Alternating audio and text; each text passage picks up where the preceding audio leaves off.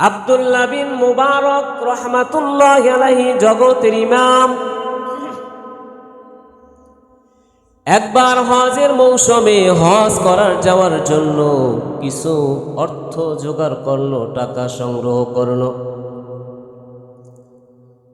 হজের মৌসুম এসে গেছে, হজ করতে যাবে, রওনা হলেন।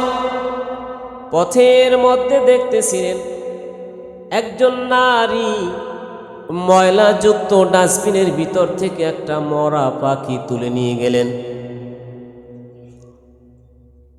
ব্যাগ ভরলেন।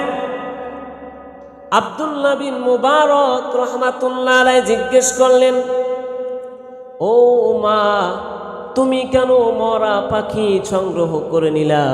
মরা পাখি তো খাওয়া না জায়েজ, এ মরা জিনিস খাওয়া তো হারাম। মরার পর তো দুর্গন্ধ হয়ে যায়, দুর্গন্ধ খাওয়া তো হালাল না। মহিলা বললেন, হুজুর, আজকের 7 দিন পর্যন্ত অনাহার, চুলার মধ্যে আগুন জ্বলে না, বড় অসহায়। আল্লাহ গরিব বানাইছে, অর্থ নাই, চাউল কিনতে পারি না, কিছু কিনতে পারি না, আটা কিনতে পারি না, রুটি বানাইতে পারি না, ভক্ষণ করতে পারি না, অসহায় সন্তানদেরকে নিয়ে বড় কষ্টে আছি। আজকের 7 দিন পর্যন্ত কোনো চুলায় আগুন জ্বলে না।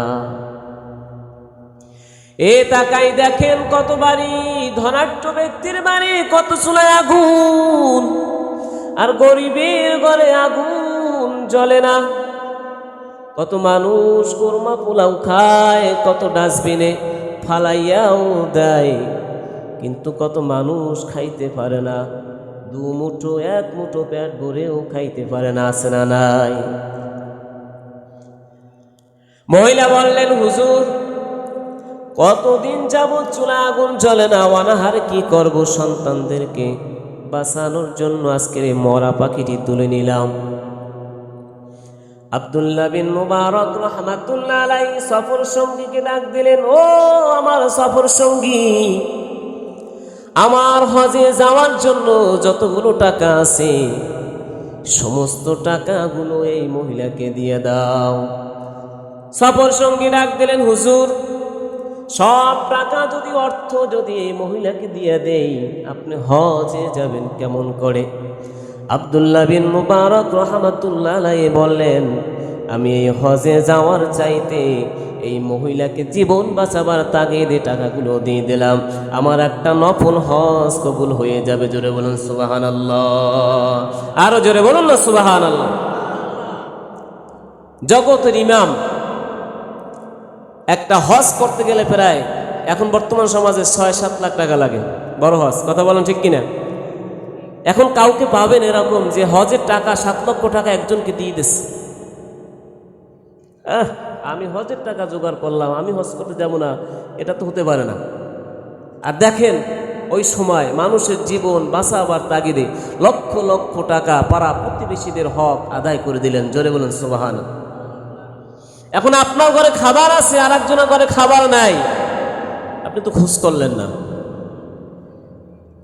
আর একজনের না খেয়ে আছে, আপনি তলব করলেন না। আল্লাহর পয়গম্বর বললেন, আল্লাহ বললেন, 2 জনে বললেন যে তোমরা এরকম তলব করো, খোঁজ করো, খোঁজখবর নাও। তোমার আশেপাশে যত ঘর আছে, যত পরিবার আছে, তাদেরকে খোঁজখবর নাও, দেখো তারা কি রকম আছে। অহংকার করা যাবে না। আল্লাহ সম্পদ দিছে, তাদেরকে দেয় না, এই জন্য অহংকার করা যাবে না। আব্দুল্লাহ বিন মুবারক রহমাতুল্লাহ আলাইহি রাতের মধ্যে ঘুমায়, ঘুমানোর পরে সকালবেলা উঠলেন। সফর সঙ্গীরা আবার হজ থেকে ফিরে এসে আব্দুল্লাহ বিন মুবারককে ডাকতেছিলেন, হুজুর, বাইর হয়ে আসেন, একসাথে হজ করলাম, আপনার সাথে সাক্ষাৎ করতে আসছি। আব্দুল্লাহ বিন মুবারক রহমাতুল্লাহ আলাইহি বললেন, আমি তো হজ করতে যাই নাই হুজুর, একসঙ্গে কাবা ঘর তওয়াফ করলাম, একসঙ্গে সাফা মারওয়া দৌড়াইলাম, একসঙ্গে থাকলাম, এক জায়গায় ছিলাম, এক জায়গায় বসে কুরবানি করলাম।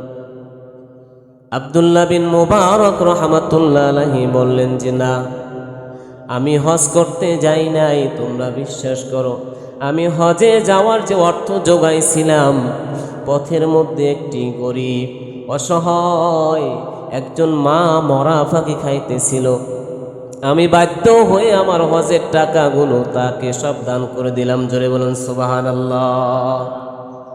কি বলেন, আমরা তো আপনার সাথে একসাথে তাওয়াফ করলাম, রাতে আবার ঘুমাইলেন, ঘুমের ঘরে স্বপ্ন দেখে আব্দুল্লাহ বিন মুবারক, শোনো,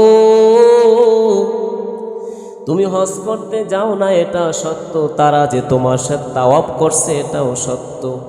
কেমনে করে সত্য? তোমার দানটা আল্লাহ রাব্বুল আলামিন এত খুশি হয়েছে, এত খুশি হয়েছে, আল্লাহ খুশি হয়ে তোমার আকৃতিতে একটা ফেরেশতাকে ধারণ করে তোমার হজের হাকামগুলো সব পালন করে দিয়েছে। জোরে বলুন সুবহানাল্লাহ। তুমি যা হজ করতে যাও না এটাও সত্য, তারা যে তোমার সাথে ছিল এটাও সত্য। ব্যাপারটা হলো এ জায়গায়, তুমি যে পাড়া প্রতিবেশীদের হক আদায় করে দিলা, অর্থ দান করলা, তোমার দানটাকে আল্লাহ রাব্বুল আলামিন এত খুশি হয়েছে, এত খুশি হয়েছে, যার কারণে একজন ফেরেশতাকে তোমার আকৃতি ধারণ করে হজের যত আহকাম ছিল সমস্ত আহকামগুলো সব আল্লাহ পালন করে দিয়েছেন। জোরে বলেন সুবহানাল্লাহ। हर से दारी सरफे कुंदर राहेयू लं तनालुल बिर्रा हत्ता तुनफिकू। हर से दारी सरफे कुंदर राहेयू लं तनालुल बिर्रा हत्ता तुनफिकू।